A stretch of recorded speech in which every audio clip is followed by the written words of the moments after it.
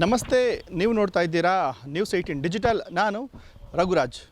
ಕೋಲಾರ ಮತ್ತು Chikkaballapur DCC bank ಚುನಾವಣೆಗೆ ಇನ್ನೇನು ಕೇವಲ 2 ದಿನಗಳಷ್ಟೇ ಬಾಕಿ ಇದೆ.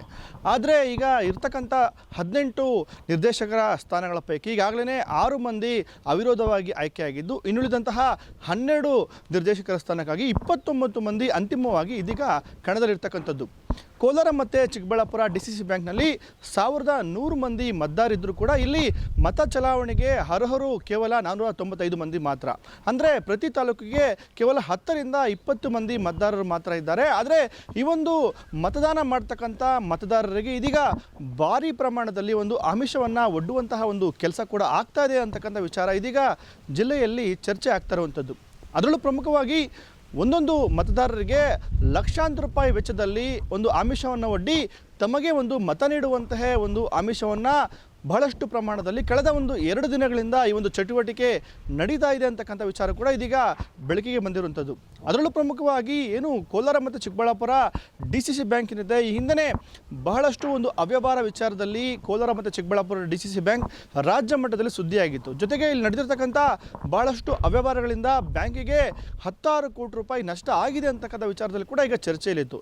ಇಂಥದ್ದೇ ಒಂದು ಸಂಸ್ಥೆಗೆ ಇದೀಗ ಚುನಾವಣೆ ನಡೀತಾ ಇರ್ತಕ್ಕಂಥ ಸಂದರ್ಭದಲ್ಲಿ ಇದೀಗ ಮತದಾರರಿಗೆ ಒಂದು ಆಮಿಷವನ್ನು ಒಡ್ಡುವಂತಹ ಒಂದು ಕೆಲಸ ಕೂಡ ಆಗ್ತಾ ಇದೆ ಅಂತಕ್ಕಂಥ ಒಂದು ಗಂಭೀರ ವಿಚಾರ ಚರ್ಚೆ ಆಗ್ತಾ ಇದೆ. ಅದರಲ್ಲೂ ಪ್ರಮುಖವಾಗಿ ಏನು ಕೋಲಾರ ಮತ್ತು ಚಿಕ್ಕಬಳ್ಳಾಪುರ ಈ ಒಂದು DCC ಬ್ಯಾಂಕ್ನಿಂದ ಇತರೆ ಒಂದು ಸಹಕಾರ ಸಂಘಗಳಿಂದ ನಿರ್ದೇಶಕ ಸ್ಥಾನಕ್ಕಾಗಿ ಪೈಪೋಟಿಯನ್ನು ಮಾಡ್ತಾ ಇರತಕ್ಕಂಥ DCC ಬ್ಯಾಂಕ್ನ ಮಾಜಿ ಅಧ್ಯಕ್ಷರಾಗಿರ್ತಕ್ಕಂಥ ಗೋವಿಂದ ಗೌಡ ಹಾಗೂ ಏನು ಅದೇ ಒಂದು ಸ್ಥಾನಕ್ಕಾಗಿ ನಿರ್ದೇಶಕ ಸ್ಥಾನಕ್ಕಾಗಿ ಪೈಪೋಟಿ ಮಾಡ್ತಾ ಇರತಕ್ಕಂಥ ಏನು ಮಾಲೂರು ತಾಲೂಕಿನ ಬಾಳಿಗನಹಳ್ಳಿ ಗ್ರಾಮದ ಶ್ರೀನಿವಾಸ್ ಎಂಬತಕ್ಕಂಥ ಇಬ್ಬರ ಮಧ್ಯೆ ಬಹಳಷ್ಟು ಒಂದು ಪೈಪೋಟಿ ಇದೆ. ಆದರೂ ಕೂಡ ಈ ಒಂದು ಪೈಪೋಟಿ ಮಧ್ಯೆ ಇದೀಗ ಒಂದು ಹಣ ಹಂಚಿಕೆ ಒಂದು ಆರೋಪ ಕೂಡ ಕೇಳಿಬರ್ತಾ ಇದೆ. ಅಂದರೆ ಇಲ್ಲಿ ಖಚಿತವಾಗಿ ಹಣವನ್ನು ಯಾವ ಒಂದು ಅಭ್ಯರ್ಥಿ ಕೊಡ್ತಾ ಇದ್ದಾರೆ ಮತ್ತು ಯಾವ ಮತದಾರರಿಗೆ ಕೊಡ್ತಾ ಇದ್ದಾರೆ ಅಂತಕ್ಕಂಥ ವಿಚಾರ ಇನ್ನೂ ಕೂಡ ಸ್ಪಷ್ಟವಾಗಿಲ್ಲ. ಆದರೂ ಕೂಡ ಸಾರ್ವಜನಿಕ ಒಂದು ವಲಯದಲ್ಲಿ ಹೀಗೆ ಒಂದು ಚರ್ಚೆ ಕೂಡ ಆಗ್ತಾ ಇದೆ. ಯಾಕಂತ ಹೇಳಿದ್ರೆ ಇದೀಗ ಏನು ಕೋಲಾರ ಜಿಲ್ಲೆಯ ಕಾಂಗ್ರೆಸ್ನಲ್ಲಿ ಎಲ್ಲವೂ ಕೂಡ ಸರಿ ಇಲ್ಲ, ಶಾಸಕರ ಮಧ್ಯೆ ಬಹಳಷ್ಟು ಭಿನ್ನಾಭಿಪ್ರಾಯ ಇದೆ.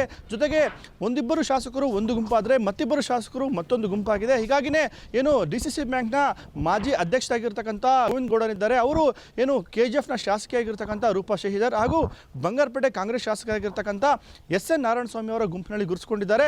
ಹೇಗಾದರೂ ಮಾಡಿ ಇವರನ್ನು ಸೋಲಿಸಬೇಕು ಅಂತ ನಿಟ್ಟಿನಲ್ಲಿ ಇದೀಗ ಏನು ಒಂದು ಬಣದ ಕಾಂಗ್ರೆಸ್ ನಾಯಕರಾಗಿರ್ತಕ್ಕಂಥ ಕೊತ್ತೂರು ಮಂಜುನಾಥ್ ಅವರು, ಜೊತೆಗೆ ಏನು ಮಾಲೂರು ಕಾಂಗ್ರೆಸ್ ಶಾಸಕ KV ನಂಜೇಗೌಡ ಅವರು ಹಾಗೂ MLC ಆಗಿರ್ತಕ್ಕಂಥ ಅನಿಲ್ ಕುಮಾರ್ ಅವರು ಟೊಂಕ ಕಟ್ಟಿ ಇದೀಗ ನಿಂತಿರುವಂಥದ್ದು. ಈ ನಿಟ್ಟಿನಲ್ಲಿ ಏನು ಅವರಿಗೆ ಶತಾಯಗತಾಯ ಸೋಲನ್ನು ಉಣಿಸಬೇಕು ಅಂತಕ್ಕಂಥ ನಿಟ್ಟಿನಲ್ಲಿ 2 ಜಿಲ್ಲೆಯಲ್ಲಿ ಇದೀಗ ಭರ್ಜರಿ ಪ್ರಚಾರದಲ್ಲಿ ಕೊತ್ತೂರು ಮಂಜುನಾಥ್ ಅವರು ಜೊತೆಗೆ ಅನಿಲ್ ಕುಮಾರ್ ಅವರು ಈಗ ತೊಡಗಿರುವಂಥದ್ದು. ಈ ನಿಟ್ಟಿನಲ್ಲಿ ಈಗ ಏನು ಕೋಲಾರ ಜಿಲ್ಲೆಯ ಒಂದು DCC ಬ್ಯಾಂಕ್ನ ಮಾಜಿ ಅಧ್ಯಕ್ಷರಾಗಿರ್ತಕ್ಕಂಥ ಬ್ಯಾಲಹಳ್ಳಿ ಗೋವಿಂದ ಗೌಡ ಹಾಗೂ ಏನು ಮಾಲೂರಿನ ಒಂದು ಅಭ್ಯರ್ಥಿ ಆಗಿರ್ತಕ್ಕಂಥ ಏನು ಬಾಳಿಗನಹಳ್ಳಿ ಶ್ರೀನಿವಾಸ್ ಅವರ ಮಧ್ಯೆ ಇದೀಗ ಒಂದು ಪೈಪೋಟಿ ಕೂಡ ಏರ್ಪಟ್ಟಿರುವಂಥದ್ದು. ಇದೀಗ ಶತಾಯಗತಾಯ ಗೋವಿಂದ ಗೌಡರನ್ನು ಸೋಲಿಸುವಂಥ ನಿಟ್ಟಿನಲ್ಲಿ ಇದೀಗ ಬಹಳಷ್ಟು ಒಂದು ಪ್ರಯತ್ನಗಳು ಕೂಡ ಆಗ್ತಿದೆ. ಇದೇ ನಿಟ್ಟಿನಲ್ಲಿ ಮತದಾರರನ್ನು ಸೆಳೆಯುವಂಥ ನಿಟ್ಟಿನಲ್ಲಿ ಕೂಡ ಗೋವಿಂದ ಗೌಡರು ಬಹಳಷ್ಟು ಒಂದು ಸರ್ಕಸನ್ನು ಕೂಡ ಮಾಡ್ತಾ ಇದ್ದಾರೆ. ಯಾಕಂತ ಹೇಳಿದ್ರೆ ಕಳೆದ 2 ಅವಧಿಯಲ್ಲಿ ಅವರು ನಿರ್ದೇಶಕರಾಗಿ ಆಯ್ಕೆಯಾಗಿದ್ರು, ಬಹಳಷ್ಟು ಅನುಭವ ಕೂಡ ಇದೆ. ಹಾಗಾಗಿನೇ ಈಗಿರ್ತಕ್ಕಂಥ ಮತಗಳನ್ನು ಸೆಳೆಯುವಂಥ ನಿಟ್ಟಿನಲ್ಲಿ ಬಹಳಷ್ಟು ಒಂದು ಆಮಿಷಗಳನ್ನು ಕೂಡ ಒಡ್ಡುವಂಥ ಒಂದು ಕೆಲಸವೂ ಕೂಡ ಆಗ್ತಾ ಇದೆ ಅಂತಕ್ಕಂಥ ವಿಚಾರ ಕೂಡ ಇದೀಗ ಚರ್ಚೆ ಆಗ್ತಾ ಇರುವಂಥದ್ದು.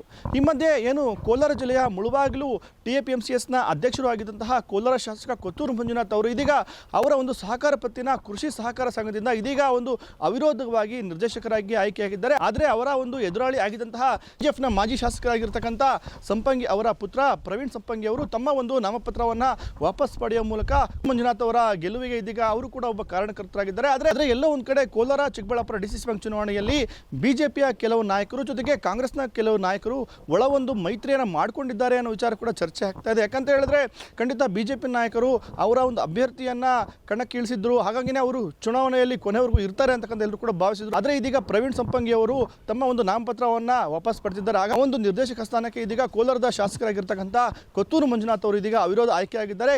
ಈ ಮಧ್ಯೆ ಕೊತ್ತೂರು ಮಂಜುನಾಥ್ ಅವರು ಮುಂದಿನ ಕೋಲಾರ ಮತ್ತು ಚಿಕ್ಕಬಳ್ಳಾಪುರ DCC ಬ್ಯಾಂಕ್ನ ಅಧ್ಯಕ್ಷರು ಆಗ್ತಾರೆ ಅನ್ನೋ ವಿಚಾರ ಕೂಡ ಚರ್ಚೆ ಆಗ್ತಾ ಇದೆ. ಯಾಕಂತ ಹೇಳಿದ್ರೆ ಕೊತ್ತೂರು ಮಂಜುನಾಥ್ ಅವರು ಸಚಿವರ ಸ್ಥಾನದ ಒಂದು ಆಕಾಂಕ್ಷಿ ಕೂಡ ಆಗಿದ್ದಾರೆ, ಜೊತೆಗೆ DCC ಬ್ಯಾಂಕ್ನ ಅಧ್ಯಕ್ಷ ಸ್ಥಾನದ ಆಕಾಂಕ್ಷಿಯೂ ಆಗಿದ್ದಾರೆ. ಈಗಾಗಲೇ ಹೈಕಮಾಂಡ್ ನಾಯಕರು ಕೂಡ ಇದರ ಒಂದು ವಿಚಾರವಾಗಿ ಬಹಳಷ್ಟು ಒಂದು ವಿಶ್ವಾಸವನ್ನು ಕೂಡ ವ್ಯಕ್ತಪಡಿಸಿದ್ದು, ಕೋಲಾರ ಮತ್ತು ಚಿಕ್ಕಬಳ್ಳಾಪುರ DCC ಬ್ಯಾಂಕ್ನ ಚುನಾವಣೆ ಆದ ನಂತರ ಈ ಒಂದು ಬೆಳವಣಿಗೆ ಕೂಡ ಆಗ್ಬೋದು ಅನ್ನೋ ಕೂಡ ಒಂದು ಚರ್ಚೆ ಕೂಡ ಇದೀಗ ಇನ್ನು ಮತದಾರರ ಒಂದು ವಲಯದಲ್ಲಿ ಚರ್ಚೆ ಕೂಡ ಆಗ್ತಾ ಇರುವಂಥದ್ದು. ಆದರೆ ಎಲ್ಲ ಒಂದು ವಿದ್ಯಮಾನಗಳ ಮಧ್ಯೆ ಇದೀಗ ಮತದಾರರಿಗೆ ಇದೀಗ ಬಹಳಷ್ಟು ಒಂದು ಆಮಿಷಗಳನ್ನು ಒಡ್ಲಾಗ್ತಾ ಇದೆ. ಜೊತೆಗೆ 2 ರಿಂದ ಸುಮಾರು 5 ಲಕ್ಷದವರೆಗೂ ಕೂಡ ಮತದಾನಕ್ಕಾಗಿ ಹಣವನ್ನು ಕೊಡಲಾಗ್ತಾ ಇದೆ ಅನ್ನೋ ವಿಚಾರ ಚರ್ಚೆ ಆಗ್ತಾ ಇದೆ. ಆದರೆ ಈ ಬಗ್ಗೆ ಇಲ್ಲಿವರೆಗೂ ಕೂಡ ಯಾರು ಕೂಡ ನೇರವಾಗಿ ಒಂದು ಆರೋಪವನ್ನು ಕೂಡ ಮಾಡಿಲ್ಲ. ಈ ಬಗ್ಗೆ ಸ್ಥಳೀಯ ಬಿಜೆಪಿ ನಾಯಕರು ಒಂದು ಟೀಕೆಯನ್ನು ಕೂಡ ಮಾಡ್ತಾ ಇದ್ದಾರೆ. ಬಹಳಷ್ಟು ಏನು ಮತದಾರರಿಗೆ ಒಂದು ಆಮಿಷವನ್ನು ಒಡ್ಡುವಂಥ ಕೆಲಸ ಆಗ್ತಾ ಇದೆ. ಜೊತೆಗೆ ಲಕ್ಷಾಂತರ ರೂಪಾಯಿ ಒಂದು ವಹಿವಾಟು ಕೂಡ ನಡೀತಾ ಇದೆ. ಇದೀಗ ಡಿಸಿಸಿ ಬ್ಯಾಂಕ್ನ ಮಾಜಿ ಅಧ್ಯಕ್ಷರಾಗಿರ್ತಕ್ಕಂಥ ಗೋವಿಂದ ಗೌಡರನ್ನ ಸೋಲಿಸೋಕೆ ಅವರದೇ ಕಾಂಗ್ರೆಸ್ನ ಒಂದು ಬಣ ಕಾಯ್ತಾ ಇದೆ ಅನ್ನುವಂಥ ವಿಚಾರ ಕೂಡ ಈಗ ಬಿಜೆಪಿ ನಾಯಕರಾಗಿರ್ತಕ್ಕಂಥ ಕೆಂಬೋಡಿ ನಾರಾಯಣಸ್ವಾಮಿ ಅವರು ಹೇಳಿರುವಂಥದ್ದು. ಪ್ರತಿಷ್ಠೆಯಾಗಿ ತೊಗೊಂಡು ಇವತ್ತು ಲಕ್ಷಾಂತರ ರೂಪಾಯಿ ಖರ್ಚು ಮಾಡ್ತಾ ಇದ್ದಾರೆ. ಪ್ರತಿ ಓಟ್ಗೂ 2 ಲಕ್ಷ 3 ಲಕ್ಷ 5 ಲಕ್ಷ ಜನ ಮಾತಾಡ್ಕೊಳ್ತಾ ಇದ್ದಾರೆ. ಇವತ್ತು ಏನಪ್ಪ 5 ಲಕ್ಷ ಕೊಡ್ತಾ ಇದ್ದಾರಂತೆ, 2 ಲಕ್ಷ ಕೊಡ್ತಾ ಇದ್ದಾರಂತೆ. ಅದು ಜನ ಮಾತಾಡ್ಕೊಂಡು ನಿಜ ಆಗುತ್ತೆ, ಯಾವತ್ತೂ ಸುಳ್ಳು ಆಗೋದೇ ಇಲ್ಲ. ಯಾರೋ ಒಬ್ರು ಹೇಳಿರ್ತಾರೆ, ಒಬ್ಬ ಸದಸ್ಯನಾಗ ಹೇಳಿ ನಾನು ಇಷ್ಟು ಕೊಡ್ತೀನಪ್ಪ ಅಂತ ಹೇಳಿದರೆ ಅವ್ನು ಆಚೆ ಹಾಕಿದಾಗ ಮತ್ತೆ ಇದು ಗೊತ್ತಾಗುತ್ತೆ. ಇವತ್ತು ಕಾಂಗ್ರೆಸ್ ವರ್ಸಸ್ ಕಾಂಗ್ರೆಸ್ಸಲ್ಲೇ ಕೋಟ್ಯಾಂತರ ರೂಪಾಯಿ ವ್ಯವಹಾರ ನಡೀತಾ ಇದೆ. ಇವತ್ತು ಈ ಕೋಟ್ಯಾಂತರ ರೂಪಾಯಿ ಅವರ ವ್ಯವಹಾರ ಮಾಡಬೇಕು, ಸಂಪಾದನೆ ಮಾಡಿರಬೇಕಲ್ಲ ಅವರು. ಆ DCC ಬ್ಯಾಂಕಲ್ಲಿ ಸಂಪಾದನೆ ಮಾಡಿರಬೇಕು.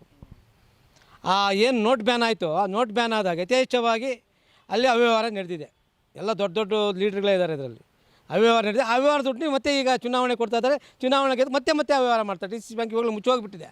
ಇನ್ನು ಮತ್ತೆ ಮುಚ್ಚೋಗ್ತಾರೆ. ಅದನ್ನ ಏನಾಗಿದೆ ಅಂದರೆ ಈ ಶಕ್ತಿ ಸಂಘಗಳಲ್ಲಿ ಲೋನ್ ಕೊಡ್ತೀವಿ, ಲೋನ್ ಕೊಟ್ಟಿದ್ದಾರೆ. ಲೋನ್ ಕೊಟ್ಟು ಮತ್ತೆ ನಕಲಿ ದಾಖಲೆ ಅಂತ ಅದು ದೊಡ್ಡ ವಿಚಾರ ಆಯಿತು. ಕಾಂಗ್ರೆಸ್ನವರು ಅನಿಲ್ ಕುಮಾರ್ ಹೇಳಿದರು, ಇಲ್ಲಿ ನಕಲಿ ದಾಖಲೆ ಸೃಷ್ಟಿ ಮಾಡಿದ್ದಾರೆ, ಸಾವಿರಾರು ಶಿಕ್ಷಕಗಳು ಮೋಸ ಮಾಡಿದ್ದಾರೆ ಅಂತ ಕಾಂಗ್ರೆಸ್ ಲೀಡರ್ ಕಾಂಗ್ರೆಸ್ವರೆಗೆ ಹೇಳ್ತಾ ಇದ್ದಾರೆ. ಇವತ್ತು ಈ ವ್ಯವಸ್ಥೆಯಲ್ಲಿ ಇವತ್ತು ಕೋಟ್ಯಾಂತರ ರೂಪಾಯಿ ಭ್ರಷ್ಟಾಚಾರ ನಡೀತಾ ಇದೆ.